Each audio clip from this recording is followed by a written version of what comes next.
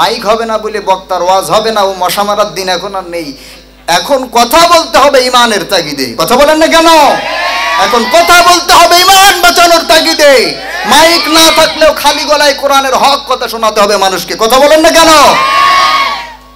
কবিগুরু রবীন্দ্রনাথ লিখলো, ওগো রানী তুমি মোর প্রিয়া হবে, তোমার খোপায় দিব ঘাস ফুল। ফারুক আহমেদ লিখলো, ওহে রানী তুমি মোর প্রিয়া হবে, তোমার খোপায় দিব গোলাপ ফুল। কাজী নজরুল কয় ঘাস ফুল সব জায়গায় পাওয়া যায়, আর গোলাপ ফুল তো বাগানে গেলেই পাওয়া যায়। এখন কাজী নজরুল এবার শুরু করছে, ওহে রানী মোর প্রিয়া হবে তুমি, তোমার খোপায় দিব আমাবস্যার অন্ধকার দূর হয়ে যে তার চাঁদের পাশে মিটি মিটি আলো দেয় তারা, ওখান থেকে ওই তারা এনে আমি তোমার খোপায় দিব। কলমে লিখবো তো কম লিখবো কেন?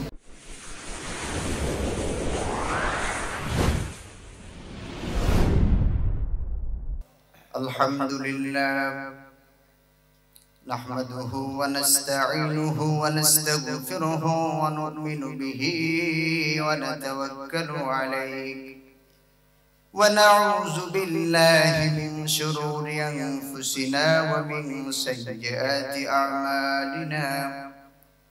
মান ইয়াহদিল্লাহু ফালা মুদিল্লা লাহু ওয়া মান ইউদ্লিলহু ফালা হাদিয়া লাহু।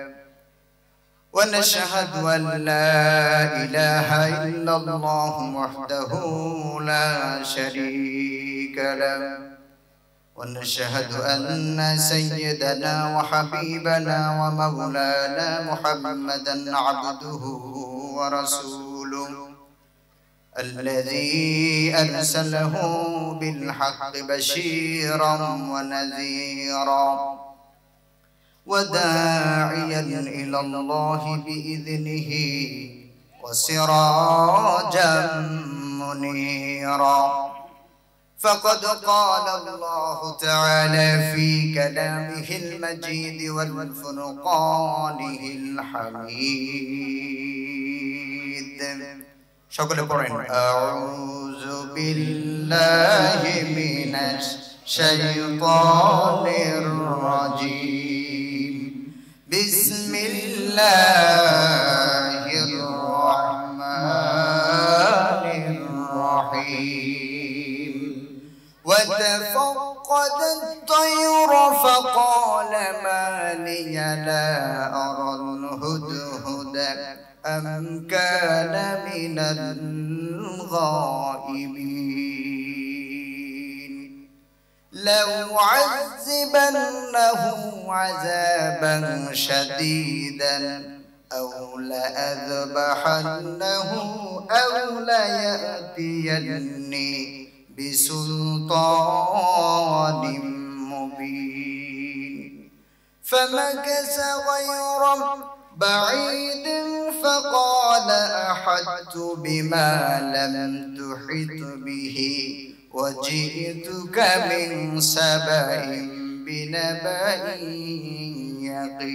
يقين إلى آخر آية.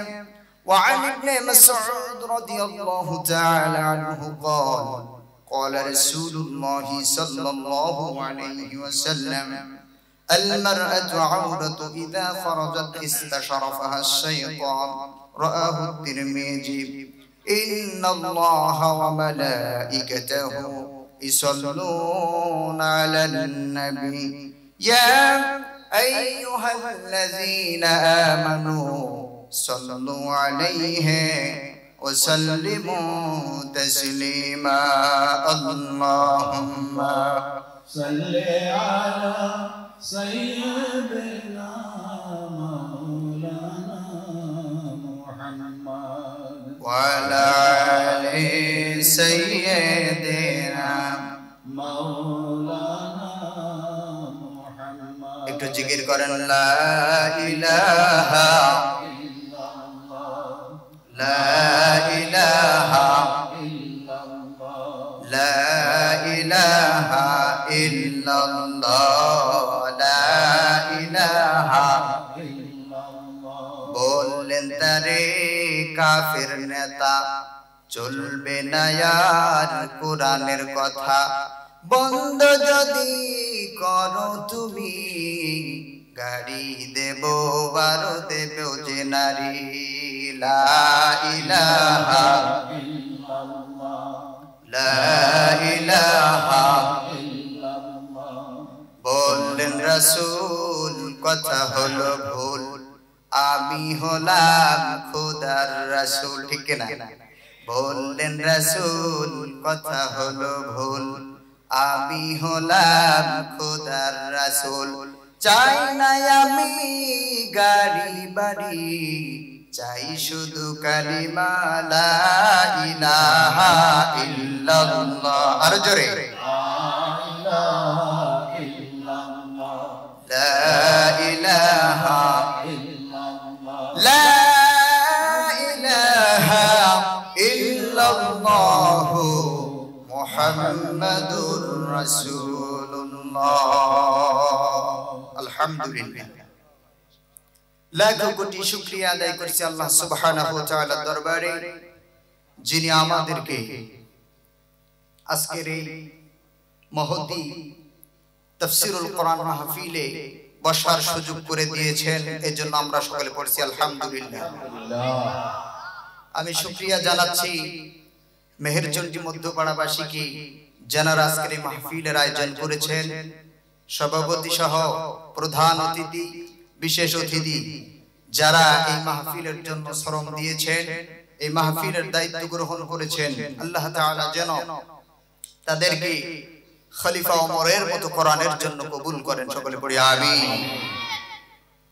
তো আমরা প্রথমেই ভূমিকা ছাড়া আপনাদের সামনে আমি কথা বলতে চাই যদি আপনারা আপনাদের অনুমতি পাই অনুমতি দেবেন ভাই ইনশাআল্লাহ ইনশাআল্লাহ ভূমিকা ছাড়াই কথা বলবো কারণ রাত 11টা পর্যন্ত প্রশাসনের অনুমতি বড় জোর আমরা একটু ঠেলি ঠেলি একটু নিয়ে গেলাম নাকি কোন ঠেলা ঠেলি চলছে তো গোটা দেশে এখন নাকি কোন ঠেলা ঠেলি করি আমরা না হয় 10-15 মিনিট নিয়ে গেলাম এরপরে তো নিয়ে যাওয়া যাবে না এর ভিতরেই আমাদের ক্লোজ করতে হবে ইনশাআল্লাহ শুকরিয়া আদায় করছি মহান আল্লাহ সুবহানাহু ওয়া তাআলার দরবারে যিনি আমাদেরকে কোরআন শোনার জন্য এমন একটি জান্নাতের বাগানে এসে বসার সুযোগ করে দিয়েছেন এজন্য আমরা সকলে পড়ছি আলহামদুলিল্লাহ আল্লাহ শুকরিয়া যদি আমরা আদায় করি শেষ করা যাবে ভাই একটু জিনিস চিন্তা করেন তো গত বছর মার্চ মাসে যে করোনা দেশে আসলো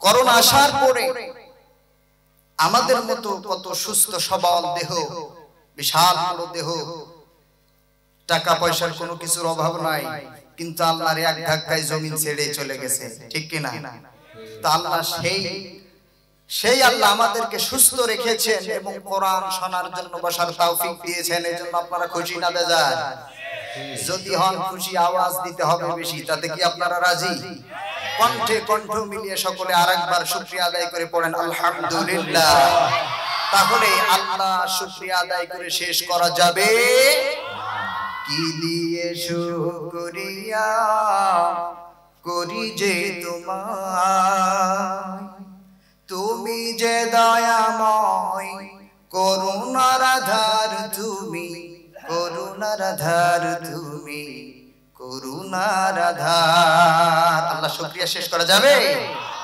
আমার দুটি চোখ যেদিকেই চাই তোমার মহিমা মন ছুঁয়ে যায় কি করে তোমাকে ভুলে থাকি ওগো পরওয়ার ওগো পরওয়ার কি দিয়ে শুকরিয়া করি যে তোমায় তুমি যে দয়াময় করুণার আধার তুমি করুণার আধার তুমি করুণার আধার পড়েন আমিন আল্লাহ দয়ার করুণা নিয়েই আমরা বেঁচে আছি ঠিক কিনা বলেন এজন্য আমরা আরো একবার বলছি আলহামদুলিল্লাহ দুরূদ আর সালাম পেশ করছি মানবতার মুক্তির দিশারি নির্যাতিত মানবতার নবী মানবতার মহান শিক্ষক জনাবে মুহাম্মদ রাসূলুল্লাহ সকল পড়ছি সাল্লাল্লাহু আলাইহি ওয়াসাল্লাম মাগফিরাত কামনা করছি সেই সকল শহীদদের রূহের মাগফিরাতের উদ্দেশ্যে, যারা আল্লাহর জমিনে আল্লাহর দ্বীনকে প্রতিষ্ঠিত করার জন্য বুকের তাজা রক্ত জমিনে ঢেলে দিয়েছেন। আল্লাহ তাআলা যেন তাদের শহীদের সর্বোচ্চ মাকাম দান করেন, সকলে পড়ি আমিন। সম্মানিত উপস্থিতি, আমি আপনাদের সামনে পবিত্র কোরআনুল কারীমের 19 নম্বর পারা 27 নম্বর সূরা সূরাতুন নামলের 20, 21 এবং 22 নম্বর আয়াতে কারিমা তেলাওয়াত করেছি এবং সহিহ তিরমিজি থেকে বিশেষ করে মা বোনদের সম্পর্কে একটি হাদিস আপনাদের সামনে আমি তেলাওয়াত করেছি। কারণ মা বোনদের সম্পর্কে কিছু কথা বলার দরকার, কারণ ওনারাই এখন আমাদের সরকার। কথা বলেন না কেন? ক্ষমতায় আসতেছি বারবার আর আমাদের পুরুষদের জ্বালাই বাড়ি করতেছে সরকার, ঠিক কিনা? ঈদের মৌসুম যখন আসে তখন ওনারা বাইনা ধরে, চলো ঈদের বাজারে যাই, পাখি জামা গজবি প্লাজো পায়জামার কিরণমালা জুতো আমার চাই, ঠিক কিনা? স্বামী ঘর রাখতে আর স্ত্রীর বায়না পূরণ করতে যখন ঈদের মার্কেটে বের হয়, ছোট বাচ্চাটাকে স্বামীর হাতে ধরিয়ে দিয়ে উনি সামনে হাঁটে বীরের মতো, স্বামী পিছনে হাঁটে এতিমের মতো, ঠিক কিনা? ওদের দেখলে মনে হয় ওরাই হলো রাজমিস্ত্রি আর আমরা সব সুগড়ি। কথা কোন না কেন? এজন্য তাদের সম্পর্কে কিছু কথা বলার দরকার আছে না নাই? শুনবেন তো ইনশাআল্লাহ? সময় দিবেন আমাকে, ঘন্টাখানেক দেওয়া যাবে ইনশাআল্লাহ? ইনশাআল্লাহ। তো যে সূরাটি আমি আপনাদের সামনে তেলাওয়াত করেছি, কত নম্বর সূরা? 27 নম্বর সূরা, 19 নম্বর পারা, সূরাতুন নাম। এই সূরাটি বিশ্বনবীর মক্কি জীবনের মধ্যবর্তী সময়ে যে সূরাগুলো নাজিল হয়েছিল বিশ্বনবীর উপরে, আব্দুল্লাহ ইবনে আব্বাস রাদিয়াল্লাহু তাআলা আনহু এবং জাবের রাদিয়াল্লাহু তাআলা আনহু বর্ণনা করেছেন, হাদিস দ্বারা এটাও প্রমাণিত, বিশ্বনবীর মক্কি জীবনের মধ্যবর্তী সময়ে সূরাতুশ শুআরা, এরপরে সূরাতুন নাম, এরপরে সূরাতুল কাসাস আল্লাহ তাআলা নাজিল করেছেন। সুবহানাল্লাহ পড়েন। এক কথায় হাদিস এবং তাফসীরের দিকে লক্ষ্য করলে দেখা যায় সূরাটি বিশ্বনবীর মক্কি জীবনের মাঝামাঝি সময় নাজিল হয়েছে। এই সূরাটিতে 93টি আয়াত। কয়টি আয়াত? 7টি রুকু দ্বারা সাজানো বিশ্বনবীর মক্কি জীবনে নাজিল হয়েছে সূরাতুন নাম। 1500 বছর পূর্বে বিশ্বনবী সাহাবীদেরকে নিয়ে এই সূরাতুন নামের ঘটনা শোনালেন। আজকে আমরা সেই সূরা নিয়ে বসেছি আপনাদেরকে কিছু কথা শোনানোর জন্য। আমরা শুনবো আমলের নিয়তে, ঠিক কি না? তো আসেন তাফসীরে ঢোকার পূর্বে আপনাদের সাথে একটু কথোপকথন সেরে নেই। আপনারা আমার ভাষা বুঝতেছেন তো? অসুবিধা হচ্ছে না তো? ইনশাআল্লাহ। রাজশাহী, মনে করেন আপনারা রাজশাহীর মানুষ, আপনারা পানিরে কি কোন? নোয়াখালীর মানুষ পানিরে কি কয়? হানি। এখন রাজশাহীর একজন ব্যক্তি গেছে নোয়াখালীতে, যাওয়ার পরে যে বলছে, ভাই তোমার দোকানে হেহে কত করে কেজি? আমরা 4 কেজি হেহে দাও। এখন দোকানদার বলছে, দুয়াও চাই বাবু চাই। মোটামুটি আমার 14 গোষ্ঠী দোকানদারি করে জীবনে হেহে বিক্রি করার নামই শুনি নাই। ভাই আজকে 14 দিন পর হরতালের পর দোকান খুলছি, ভাই মাপ চাই। তো বলছে, না আমি দেখছি তোমার দোকানে হেহে আছে, আমরা 4 কেজি হেহে দাও। হেহে কত করে কেজি? বলছে, ভাই মাপ চাই। তখন বলছে যে তোমরা নোয়াখালীর মানুষ বলে নিজেদেরকে চালাক ভাবো, আমরা রাজশাহীর মানুষ বলে আমাদের বোকা ভাবো। তোমরা পানিরে কি কও? কয় হানি। রাজশাহীর পানি নোয়াখালীতে হানি, পানরে কি কও? কয় হান।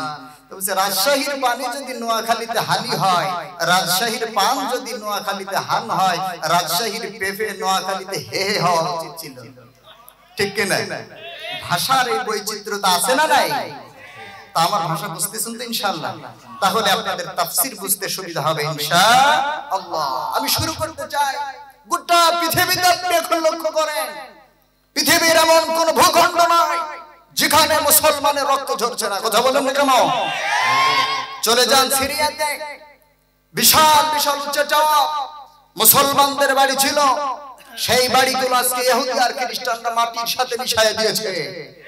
চলে যান ফিলিস্তিনে, আজকে 75 বছর ধরে মুসলমানদের প্রথম কিবলা বাইতুল মাকদাস তারা জোর করে দখল করে রেখেছে। আজকে আযান ইকামত বন্ধ করে দিয়েছে। গত বছরের নভেম্বরের ফার্স্ট উইকে তারা ফিলিস্তিন মুসলমান 1000 কিশোরকে তারা অপহরণ করে তাদের জেলখানায় ঢুকিয়ে দিয়েছে, এদের দিয়ে জঙ্গিবাদ করার জন্য। শুধু তাই নয়, চলে যান আমাদের পার্শ্ববর্তী রাষ্ট্র ভারত, পৃথিবীর ভূস্বর্গ বলা হয় কাশ্মীরকে। ভারত আজকে জোর করে দখল করে রেখেছে, কথা বলেন না কেন? মুসলমানদেরকে মেরে সেখানে তারা আজকে গণকবর রচনা করেছে। যুগান্তরের রিপোর্ট বলছে মা বোনদের, কাশ্মীরের মা বোনদেরকে ভারতীয় সৈন্যরা বেশি বেশি ধর্ষণ করছে যাতে করে তাদের মনোবল নষ্ট হয়। ভারতে আখলাকের মতো যুবক 1 কেজি মাত্র গরুর গোশত বহন করার কারণে সাপের মতো তাকে পিটিয়ে পিটিয়ে হত্যা করেছে।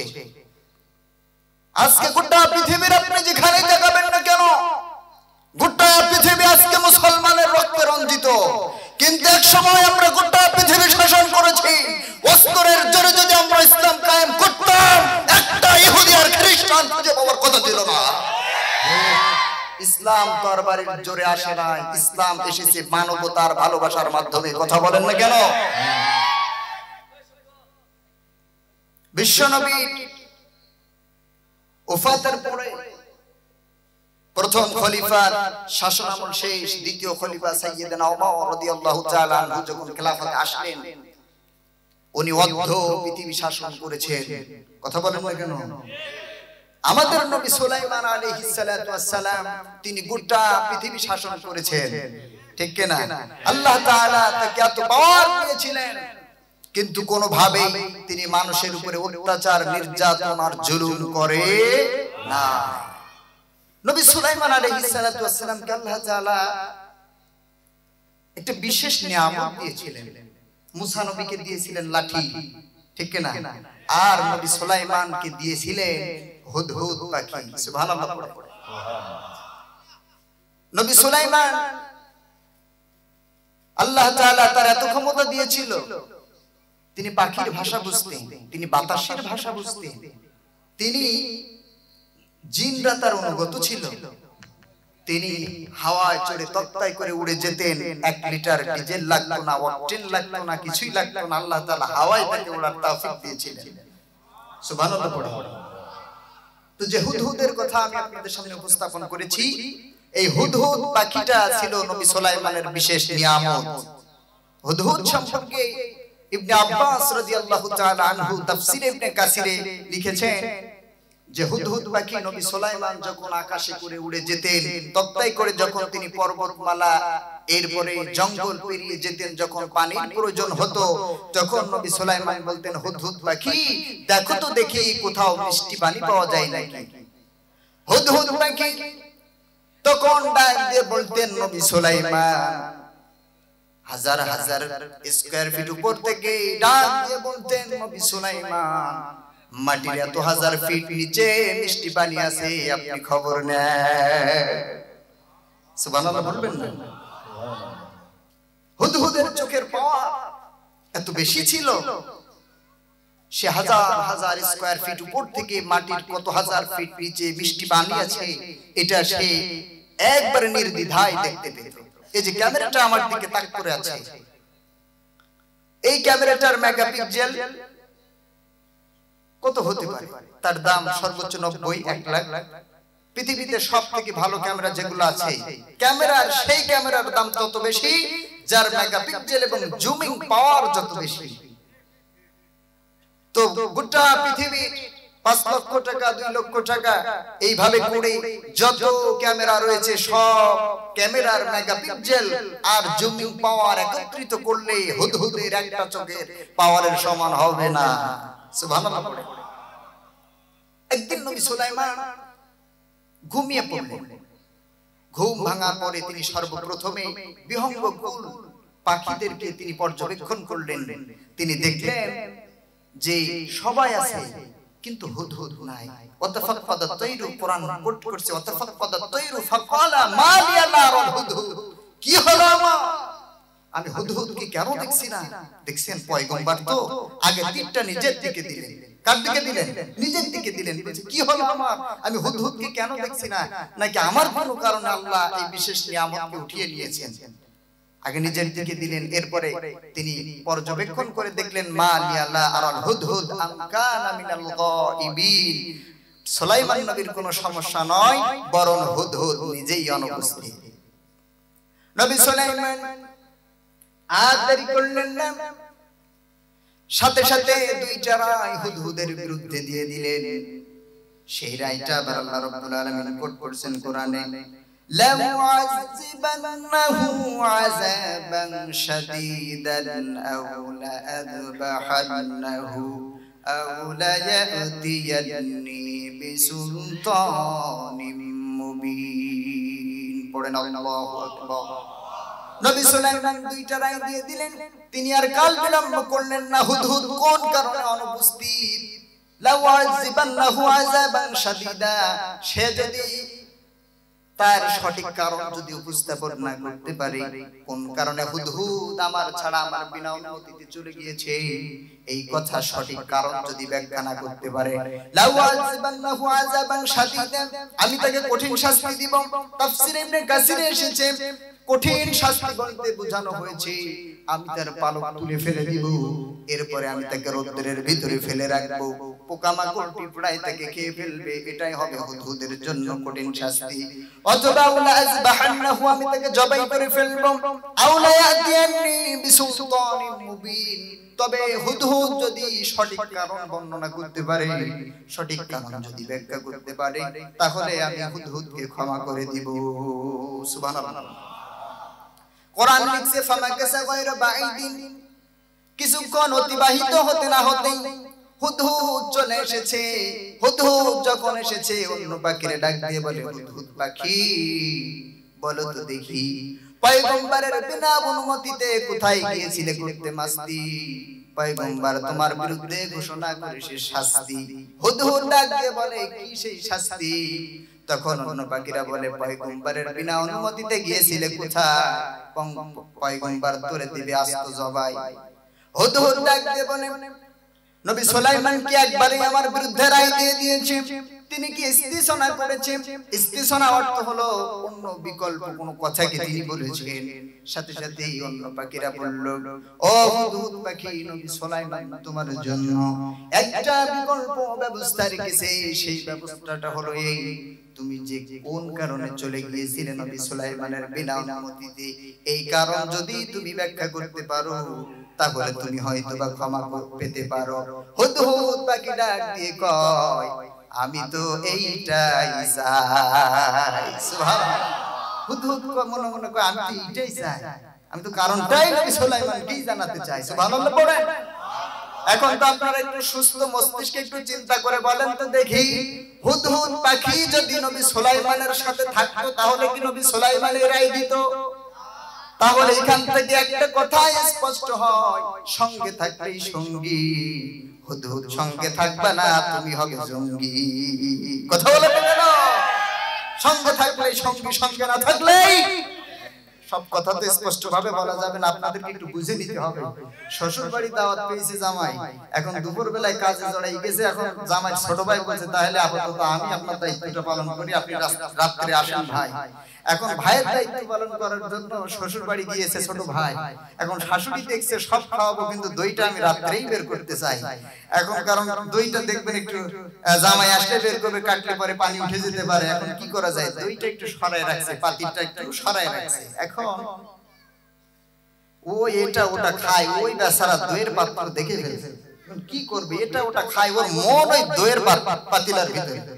এখন এক পর্যায়ে দেখা গেল সব দেয়, কিন্তু শাশুড়ি দইটা একটু ঢেকে রাখছে, দই আর বের করছে না। কি ব্যাপার, কি করা যায়? এখন ও একটা কৌশল খাড়া করছে। কি বলছে? মা, ওই আপনাদের দিকে কি বলে আমি জানি না, রাজশাহীতে, যে তালুই মা, আপনাদের বাসায় আসার সময় আমি আজকে একটা সাপ দেখেছি।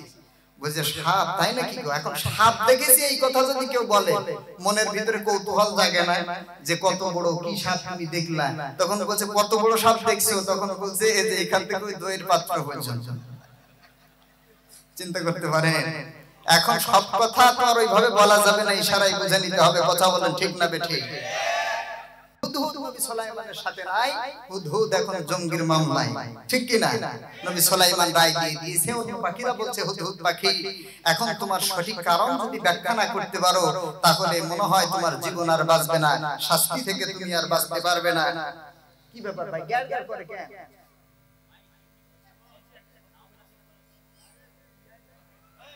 নাকি রাত হয়ে যাচ্ছে বলে জোর কমাই দিচ্ছে? আমাদের সাতক্ষীরা একটা যারা সাউন্ড সিস্টেমের দায়িত্ব পালন করে মোটামুটি অধিকতর মাহফিল গভীর রাত পর্যন্ত হয়, তখন ওরা কি করে যত রাত হয় আস্তে আস্তে সাউন্ড কমাই দেয়। কারণ বক্তার যখন আর ধৈর্য থাকে না, বক্তা ছেড়ে আল্লাহ মাহমুদ বলেই চলে যায়। আপনারা কি সেটা করছেন নাকি? খেয়াল করেন, আল্লাহ আপনাদের উপর রহমত করুক, সকলে পড়ি আমিন। তাফসীরে এসেছে হুদহুদ পাখি বিনা কারণে নবী সুলাইমানকে না বনে চলে যাওয়ার কারণে তার বিরুদ্ধে যে শাস্তি নবী সুলাইমান ঘোষণা করেছেন, তার উপযুক্ত কারণ দর্শানোর জন্য হুদহুদ পাখি বিনয় প্রকাশ করে তাফসীরে লিখে একটা পায়ের উপরে তুলে দিয়ে দুইটা ডানা মাটিতে ঝুলায় দিয়ে আস্তে আস্তে এক পায়ের উপরে ভর করে খুঁড়িয়ে নবী সুলাইমানের দরবারে হাজির হয়েছে। নবী সুলাইমানকে ডাক দিয়ে বলে, ও পয়গম্বর, আপনার বিনা অনুমতিতে যে করেছি বড় বেয়াদবি, তার জন্য আপনার কাছে আমি ক্ষমা প্রার্থী। ও নবী সুলাইমান, দয়া করে আমাকে maaf করে দেন।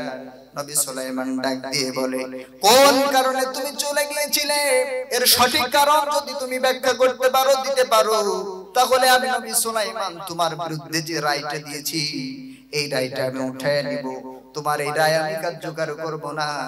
এবার হুদহুদ চিন্তা করলো, আমার দিকে তাকান, ওদিক মাইক যা হয় হোক, মাইক হবে না বলে বক্তার ওয়াজ হবে না, ও মশা মারার দিন এখন নেই। এখন কথা বলতে হবে ঈমানের তাগিদে। কথা বলেন না কেন?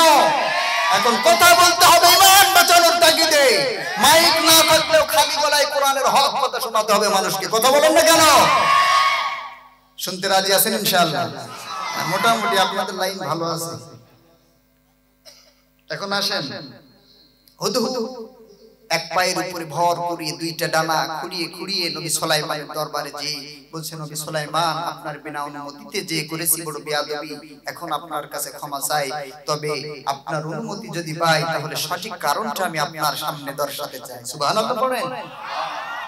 নবী সুলাইমান বলল, ও হুদহুদ পাখি, বলে তো দেখি কোন কারণে তুমি অনুপস্থিত ছিলে? হুদহুদ পাখি এবার চিন্তা করলো, এই তো একটা চান্স পাওয়া গেছে, এখন এই সুযোগেই আমাকে আমার কাজটা আদায় করে নিতে হবে। এমন ভাবে বক্তৃতা উপস্থাপন করতে হবে যেন পয়গম্বরের নজরে একবারে আমার দিকে চলে আসে। সবার বক্তৃতার ধরন, সব লেখকের লেখনীর ধরন, সব কবির কবিতার ধরন কিন্তু এক নয়।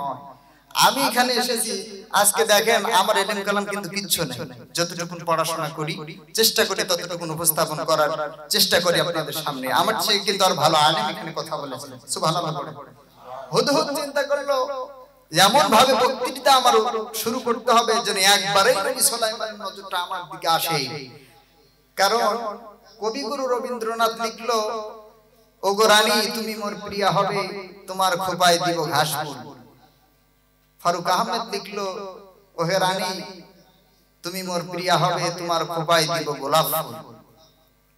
কাজী নজরুল কয় ঘাস ফুল সব জায়গায় পাওয়া যায়, আর গোলাপ ফুল তো বাগানে গেলেই পাওয়া যায়। এখন কাজী নজরুল এবার শুরু করছে, ওহে রানী মোর প্রিয়া হবে তুমি, তোমার খোপায় দিব আমাবস্যার অন্ধকার দূর হয়ে যে তার চাঁদের পাশে মিটি মিটি আলো দেয় তারা, ওখান থেকে ওই তারা এনে আমি তোমার খোপায় দিব। কলমে লিখবো তো কম লিখবো, কথা বলেন না কেন? এখন হুদহুদ চিন্তা করলাম, আমার এমন ভাবে বক্তৃতা উপস্থাপন করতে হবে যাতে করে নবী সুলাইমানের একবারে আমার দিকে তার নজরটা চলে আসে। এবার হুদহুদ কি বক্তৃতা দিয়েছিলেন সেই বক্তৃতা আল্লাহ কোরআনে কোট করলেন। শুনেন, একটা ঘটনাও যদি আপনি শোনেন সেটাও শুনতে হবে কোরআন দিয়ে, তাফসীর দিয়ে। শুধু শুধু ঘটনা শুনে তো লাভ নাই। কথা বলেন না কেন? বিভিন্ন ঘটনায় থাকে কিসসা কাহিনী, আপনি ছোট চটি বইতে পাবেন, এগুলো তো মিথ্যা সংযোজিত থাকে, ঠিক কি না? তো কোরআন দিয়ে আপনি কথা বলবেন মিথ্যা না। এবার হুদহুদ কি বক্তৃতা দিলাম, এবার হুদহুদ শুরু করেছে, ফাকালা আহাতু বিমা লাম তুহিত বিহি ওয়াজিতুকা মিন সাবাইন বিনাবাইন ইয়াকিন। ও নবী সুলাইমান, ফাকালা আহাতু বিমা লাম তুহিত বিহি, এই মুহূর্তে আমি যে বিষয় অবগত হয়েছি নবী সুলাইমান, আপনি গোটা পৃথিবীর গোটা রাজ্যের আপনি রাজা হতে পারেন, গোটা পৃথিবীর আপনি শাসনকর্তা হতে পারেন, কিন্তু এই মুহূর্তে আহাত্তু বিহি, যে বিষয় আমি অবগত হয়েছি এই বিষয় আপনার কাছে কোনো খবর নাই। এই সাইটের চলাফেরা একবার বন্ধ করে দিতে হবে, আধা ঘন্টার জন্য সব বন্ধ। যে যেখানে আসেন প্যান্ডেলে বসে যান, না হলে নিজের দায়িত্বে চলে যান, একদম ডিস্টার্ব করা যাবে না। এখন 10:40, 20 মিনিটের জন্য আপনারা সব স্টপ হয়ে যান। বলছে নবী সুলাইমান, এই মুহূর্তে আমার কাছে যে খবর আছে এই সম্পর্কে আপনিও জানেন না, আপনার রাজ্যের যারা দায়িত্বে আছে কেউ জানে না। এবার নবী সুলাইমান একটু নড়ে চড়ে বসলো। নবী সুলাইমান বলেন, কি সেই খবর বলো তো দেখি। এবার হযরত বক্তৃতা করেছে, ওয়াজিতুকা মিন সাবাইন বিনাবাইন ইয়াকিন। ও নবী সুলাইমান, আপনি যখন ঘুমের ঘরে, আমি তখন আকাশে উড়ি। এখন সব চান্সের ভরসা আছে, বাই চান্সের ভরসা নাই। আরো পাওয়ারফুল পাখি তো, ও উড়া শুরু করছে, ও এক উড়াল দিয়ে ইয়ামেনের রাজধানী সাবাতে চলে গেছে। সুবহানাল্লাহ পড়ে ডাক দিয়ে কয়, পয়গম্বর সুলাইমান, আমি উড়তে উড়তে গিয়েছিলাম ইয়ামেনের রাজধানী সাবা, সেখান থেকে নিয়ে এসেছি আপনার জন্য একটি টাটকা নাবা। নাবা মানে হলো খবর। কি সেই নাবা? এবার উদ্ভট বর্ণনা করেছে, ইন্নী ওয়াজাদতু মুরাআতান তামলিকুহুম ওয়া উতিয়াত মিন কুল্লি শাইইন ওয়া লাহা আরশুন আযীম। সুবহানাল্লাহ বলেন। হুদুদ বলছে, ইন্নী ওয়াজাদতু মুরাআতান, নিশ্চয় আমি সেখানে একজন রমণীকে পেয়েছি, তামলিকুহুম, সে নেতৃত্ব দিচ্ছে, কর্তৃত্ব করছে, সে একটা জাতিকে নেতৃত্ব দিচ্ছে, কর্তৃত্ব দিচ্ছে। দেখেন হুদহুদের কথা বলার স্টাইলটা দেখেন। আমি একজন রমণীকে পেয়েছি, সে একটা জাতিকে নেতৃত্ব দিচ্ছে, একটা জাতির দায়িত্বে আছে সে, সেই দেশের সরকার সে। কিন্তু সেই রানীর আল্লাহ তাআলা এমন কিছু দিয়েছেন রাজ্য চালানোর জন্য, তার রয়েছে সংসদ ভবন। এই সংসদ ভবনে 312 জন পুরুষ সদস্য রয়েছে, আর প্রত্যেক সদস্যের অধীনে রয়েছে 1000 করে সৈন্য। শুধু তাই নয়, 12000 সৈন্য দল তার রয়েছে। প্রত্যেক সৈন্য দলের অধীনে রয়েছে 1 লক্ষ করে যোদ্ধা। 1 লক্ষ করে যোদ্ধা রয়েছে। 312 জন পুরুষ সদস্য রয়েছে তার সংবিধানের। যে সদস্য রয়েছে কতজন পুরুষ? 312 জন। আর 12000, একটু জিকির করেন, লা ইলাহা লা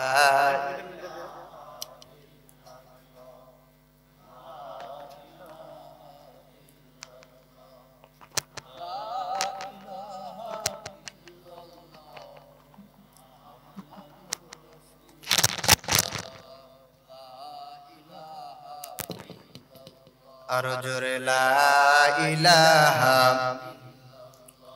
লা ইলাহা লা ইলাহা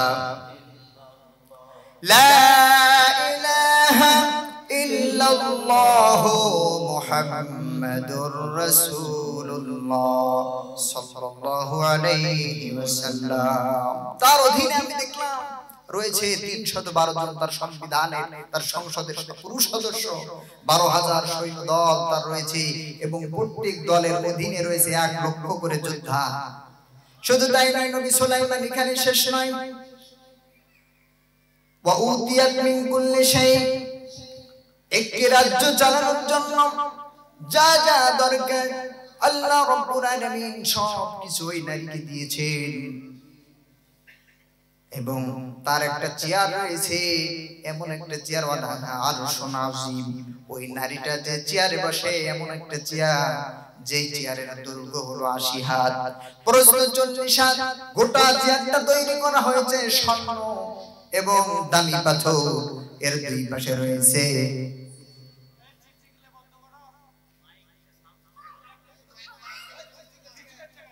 থাক ভাই, আমরা প্রেশার না দিই, শোনেন একটা কথা শুনেন। মাহফিলের মাইক জীবনে ভালো হবে না, আর দুর্গাপূজার মাইকই কোনো সময় ডিস্টার্ব হবে না, ঠিক কিনা কোন? কারণ এইটা চলে আসতেছে, কি করবেন বলেন? এখন এইভাবে আমাদেরকে একটু শুনতে হবে, কষ্ট করে ইমানের তাগিদে শুনতে হবে। রাজি আছেন না? আমি শেষ করে দিব, শেষ করে দিব।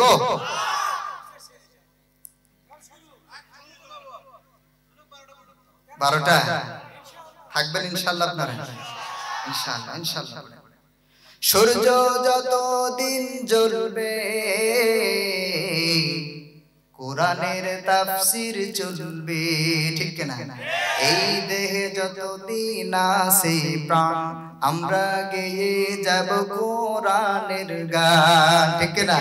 দুটি মনে মনে মিলন হলে, দুটি মনে মনে মিলন হলে খোদারি স্বর্গ সৃষ্টি হয়। চিরদিন এই দুনিয়ায় হয়েছে হায় ইসলামের বিজয়। চিরদিন এই দুনিয়ায় হয়েছে হায় কোরআনের বিজয়, ঠিক না? বলছে হুদহুদ বর্ণনা করেছে তার যে চেয়ারটা রয়েছে তার দুই পাশে ইয়াকুত এবং জবরজত পাথর দিয়ে তার চেয়ারটা সাজানো হয়েছে। ও নবী সুলাইমান, কিন্তু এটা বড় কথা নয়, সবথেকে বড় কথা যেটা, সেই জাতিকে আমি এমন একটা অবস্থায় পেয়েছি। হুদহুদ কিন্তু বক্তৃতা করেছে, ওয়াজাতুহা ওয়া কওমাহা ইয়াসজুদুনা লিশ-শামসি মিন দুনিল্লাহ। ও নবী সুলাইমান, সেই জাতিকে আমি এমন একটা অবস্থায় পেয়েছি, ওয়াজাতুহা ওয়া কওমাহা ইয়াসজুদুনা লিশ-শামস, তারা শিরক করছে, তারা শিরকের ভিতরে আছে। কি সেই শিরক? ইয়াসজুদুনা লিশ-শামসি, তারা সিজদা করছে আল্লাহকে নয়, বরং তারা সূর্যকে সিজদা করছে। নাউজুবিল্লাহ বলেন। এখন একটা জিনিস চিন্তা করে দেখেন, হুদহুদ একটা পাখি হয়ে বুঝলো আল্লাহকে বাদে অন্য কাউকে সিজদা করলে শিরক হয়। এই কথা হুদহুদ পাখি বোঝে, বাংলাদেশের মাজার পূজারী ভণ্ডরা বোঝে না। আমি হক্কানি পীরদের বিরোধিতা করি না। আমার বাড়ি থেকে 20 কিলোমিটারের ভিতরে ঘুমায়েছেন দুইজন আল্লাহর ওলি। 20 কিলোমিটারের ভিতরে আপনারা আহসানিয়া মিশনের নাম শুনেছেন না? খান বাহাদুর হাসানুল্লাহ রাহমাতুল্লাহ আলাইহি এবং শাহ আব্দুল আজিজ রাহমাতুল্লাহ আলাইহি রাশিয়া আছেন। আমার বাপ দাদাদের সেরাই সেরাই মিশে আছে পীর মুরিদি। কিন্তু তখন পীরগুলো ছিল ভালো, মুরিদও ছিল ভালো। এখন পীরগুলো হয়েছে খারাপ, মুরিদরা হয়েছে খারাপ, ঠিক কিনা বলেন? এখন তারা মোটামুটি মাজার তৈরি করে বিনা পুঁজির ব্যবসা তারা খুলে বসেছে। তারা এই মাজারে যে মানুষ সিজদা করে, একজন ব্যক্তি মাজারে সিজদা করলো, মানুষে মুশরিক হয়ে গেল। কথা বলেন না কেন? তাকে আবার নতুন তওবা করে মুসলমান হতে হবে, তা না হলে পরে তার ঈমান থাকবে থাকবে। বক্তৃতার মাঝে মাঝে বলি, বহু আগে এক মাহফিলে আমার এক বড় ভাই, তখন ছাত্র মানুষ, উনি গিয়েছেন। যাওয়ার পরে উনি দেখেন যে পীরের এক দরগায় ওনাকে দাওয়াত করেছে। উনি বুঝতেই পারেনি যে দরবারে ওনার মাহফিল। ওনাকে খুব সুন্দর করে রিসিভ করা হয়েছে। প্রায় 8 থেকে 10টা মোটরসাইকেল এবং প্রাইভেট কার দিয়ে ভাইকে রিসিভ করলো, নিয়ে গেল। যে দেখে পীর সাহেবের পরনের নাই লুঙ্গি, শরীরের ভিতরে সালার চট, মাথায় জনমের জট, ওর ঘোমা ঘোমা মোষ, দেখলে মনে হয় যেন পেয়ারা 11 ধানের গোশ। কথা বলেন না কেন? এখন ওর এয়ারপোর্ট আর বিমানবন্দর সব ক্লিয়ার। এখন ভাইও হাসে, নতুন মুরিদরাও হাসে। এখন কি ব্যাপার? পুরাতন মুরিদরা ডাক দিয়ে কয়, ও ভাই হাসিও না ভাই। পীর সাহেব যদিও তার গায়ে কাপড় নাই, পরনের তার কাপড় নাই, কিন্তু ভিতরে মাল আছে। নতুন মুরিদরা ডাক দিয়ে কয়, মাল তো যা আছে সব তো দেখাই যাচ্ছে। আমাদের মতো কিছু মানুষ যে আবার ওখানে সিজদা করে মুশরিক হয়ে যাচ্ছে। কথা বলেন ঠিক না ঠিক? হুদহুদ বলছে, আমি তাদের কেমন অবস্থায় পেয়েছি, ইয়াসজুদুনা লিশ-শামসি, তারা সূর্যকে সিজদা করেছে। এখন বলতে পারেন, হুজুর আপনার কাছে কি এমন দলিল রয়েছে যে আল্লাহ ব্যতীত আল্লাহর কোন সৃষ্টির সিজদা করা যাবে না? টাটকা দলিল নেন, কড়কড়ে দলিল, আমির হামজার মতো কড়কড়ে দলিল নেন। সূরা হামিম সিজদার 37 নম্বর আয়াতে আল্লাহ বললেন, ওয়া মিন আয়াতিহি الليل والنهار والشمس والقمر لا تسجدوا للشمس ولا للقمر يسجدوا لله الذي خلقهن إن كنتم إياه تعبدون পড়েন আল্লাহু আকবার আল্লাহ রাব্বুল আলামিন বলেন ওয়া মিন আয়াতিহিল লাইলু ওয়া মিন থেকে আয়াতিহি আমার নিদর্শনের মধ্য থেকে লাইলু রাত ওয়ান নাহার এবং দিন লা তাসজুদু লা মানে না তাসজুদু তোমরা সিজদা করো না লিশামসি সূর্যকে ওয়ালা লিল কমারি এবং চন্দ্রকে তোমরা সিজদা করো না সিজদা যদি করতে যাও এই আয়াতের শেষ অংশে আল্লাহ দিলেন ইন কুনতুম ইয়াহু তা'বুদুন ইবাদত যদি আল্লাহর করতে চাও তাহলে তোমরা কি করো আল্লাযী খলাকাহুন্না ইন কুনতুম ইয়াহু তা'বুদুন সৃষ্টির নয় বরং সৃষ্টিকর্তার ইবাদত করো সুবহানাল্লাহ বলেন কথাটা কার না আমি বানিয়ে বলছি আল্লাহর কথা না তাহলে আল্লাহকে বাদে অন্য কাউকে সিজদা দিলে কি হয় শিরক হয় আর যার আমলের ভিতরে সামান্যতম শিরক থাকবে ও যদি 80 বছর ধরে তাহাজ্জুদ পড়ে 15 বার যদি হজ করে আর প্রতিদিন সিজদা করে যদি কপালে ছাল তুলে ফেলে ওর ইবাদতের এক পয়সাও আল্লাহর কাছে নাই কথা বলেন না কেন হুদহুদ বলছে যে আমি তাদেরকে এমন অবস্থায় পেলাম তারা সিজদা করেছে আল্লাহকে বাদ দিয়ে তারা সিজদা করছে সূর্যকে ঠিক কি না শুধু তাই নয় ওয়াযায়্যানা লাহুমুশ শাইতানু আমালাহুম ফাসাদ্দাহুম আনিস সাবিল শয়তান তাদেরকে এমন ভাবে ঘিরে রেখেছে তাদের দুনিয়ার কাজ কর্ম দিয়ে শয়তান তাদেরকে ঘিরে রেখেছে ফাহুম লা ইয়াহতাদুন তারা হিদায়াতের পথে নাই নবী এই কথা শোনার পরে নবী সুলাইমান হুদহুদের বক্তব্য শোনার পরে নবী সুলাইমানের টনক নড়ল নবী সুলাইমান এবার বলে ক্বালা সানানজুরু আসাদাকতা আন কুনতা মিনাল কাযিবিন ও হুদহুদ পাখি তুমি মিথ্যা বলছো নাকি এটা আমি এক্ষুনি পরীক্ষা করে দেখছি এই জন্য নবী সুলাইমান একটা চিঠি লিখলেন এই চিঠিটা লিখে আমি দ্রুত কথা বলছি কিন্তু কারণ আমাদের সময়ের ভিতরে শেষ করতে হবে নাকি বলেন যেন আমি দ্রুত কথা বলছি বুঝতে অসুবিধা হচ্ছে না তো আপনাদের এজন্য প্রধান মেহমানকে বারবার বলেছিলাম আমাকে যদি 9টা স্টেজ দিতে পারতেন 9টা 10 কিংবা 15 মোটামুটি আলোচনাটা একটা কভার দেওয়া যেত এখন আমি তো আলোচনা অসমাপ্ত রেখেই আমাকে শেষ করতে হবে উপায় নাই আচ্ছা থামেন দেখি কত দূর এগোনো যাচ্ছে এখন একটা তাকবীর দেব এখন আপনাদের তাকবীরের উপর জোর দেখেই বুঝবো যে আলোচনা চালানো যাবে না এখন বালিশই দরকার লিল্লাহি তাকবীর লিল্লাহি তাকবীর মনে হচ্ছে কেবল রাত 8টা বেজেছে নাকি কর এই তো বক্তা মেরে ফেলা কর নবী সুলাইমান বলছে তুমি মিথ্যা বলছো নাকি ক্বালা সানানজুরু আসাদাকতা আম কুনতা মিনাল কাযিবিন তুমি মিথ্যা বলছো কিনা আমি এই মুহূর্তে পরীক্ষা করে দেখছি নবী সুলাইমান এবার একটা চিঠি লিখলেন চিঠিটা হুদহুদের কাছে দিলেন হুদহুদকে বললেন এই চিঠিটা তুমি নিয়ে যাবে ইযহাব বিকিতাবি হাযা ফালকিহি ইলাইহি সুম্মা তাওয়াল্লা ইলাইহিম সুম্মা তাওয়াল্লা আনহুম ফানজুর মাযা ইয়ারজিউন এই চিঠিটা তুমি নিয়ে যাবে এই চিঠিটা ওই মহিলার কাছে দিবে কোন সেই মহিলা যার একটা পার্লামেন্ট ভবন রয়েছে 312 জন পুরুষ সদস্য তার রয়েছে 12000 সৈন্যদল রয়েছে এবং বিশাল একটা চেয়ার তার রয়েছে যেটা শুধুমাত্র দুনিয়ার কাঠ দিয়ে তৈরি নয় ইয়াকুত এবং জবরদস্ত পাথর দিয়ে সেই চেয়ারটা তৈরি করা হয়েছে কোন সেই নারী তাফসীরে তার নাম এসেছে বিলকিস বিনতে সুরাহাবিল চিল্লায়ে বলেন না সুবহানাল্লাহ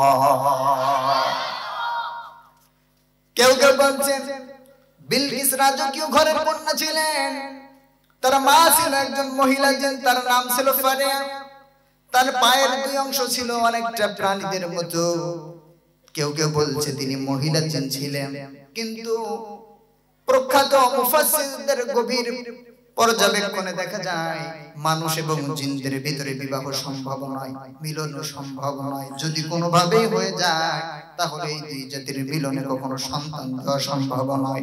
এই জন্য মুফাসসিররা বলছেন এই মতামতটি গ্রহণযোগ্য নয়। এবার কি করলো হুদহুদ পাখি?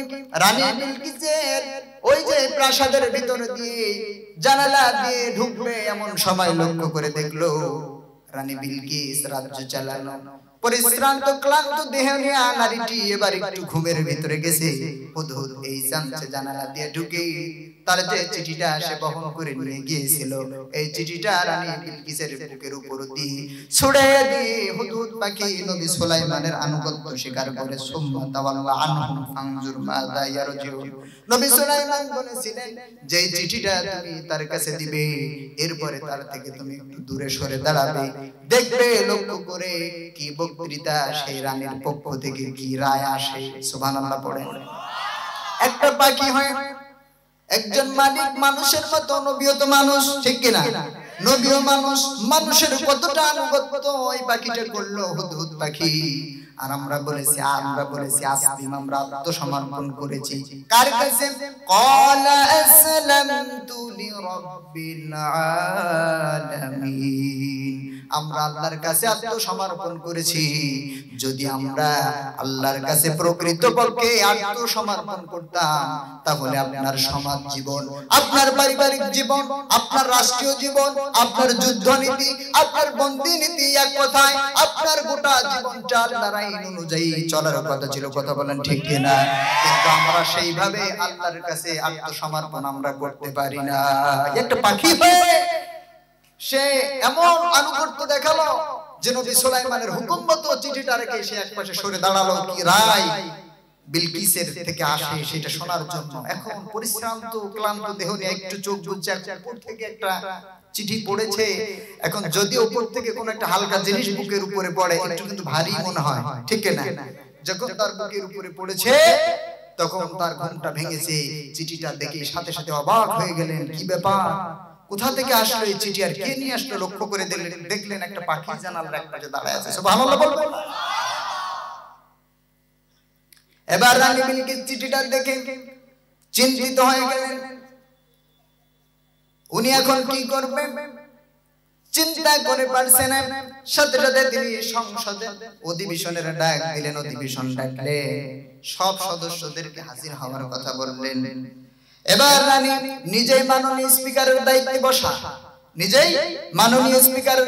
বসা, এবার রানী বক্তৃতা শুরু করেছেন। সেই বক্তৃতা আল্লাহ আমার কোরআনে কত সুন্দর করে কোট করে দিয়েছেন। ক্বালাত ইয়া আইয়ুহাল মালাউ ইন্নী উলকিয়া ইলাইয়া কিতাবুন কারীম। পড়েন আল্লাহু আকবার। রানী বিলকিস বলছেন, ইয়া আইয়ুহাল মালাউ, ওহে আমার সংসদের সদস্যরা, ইন্নী নিশ্চয় উলকিয়া এসেছে ইলাইয়া আমার নিকটে কিতাবুন কারীম, একটা সম্মানিত চিঠি। দেখেন পয়গম্বরের চিঠিকে কত সম্মান রানী বিলকিস করেছিলেন। কারণ রানী বিলকিস জানতেন এটা নিশ্চয়ই কোন একজন মহামানবের কাছ থেকে এসেছে, যার বাহক একটা পাখি। এটা দুনিয়ার কোন সাধারণ মানুষের চিঠি হতে পারে না। এই জন্য তিনি বললেন, ইন্নী উলকিয়া ইলাইয়া কিতাবুন কারীম, এটা একটি সম্মানিত চিঠি। উনি কিন্তু বলতে পারতেন কিতাবুন রিসালা, এটা একটি চিঠি, কিন্তু উনি বললেন উলকিয়া ইলাইয়া কিতাবুন কারীম। এই তাফসীরে লিখছে যে আল্লাহর পয়গম্বরের এই চিঠিটার সম্মান করার কারণে আল্লাহ রাব্বুল আলামিন রানী বিলকিসের গলার মধ্যে ইসলামের মালা ঝুলিয়ে দিয়েছিলেন। জিকির করেন লা ইলাহা